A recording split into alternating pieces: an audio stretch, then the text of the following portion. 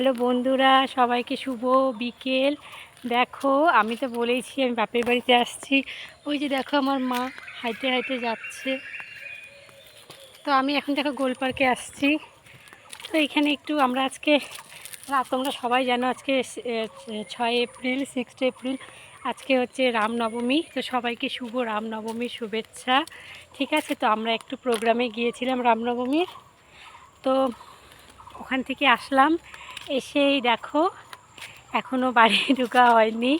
এসে এই যে ভিডিও বানাতে চলে এসেছি। ঠিক আছে,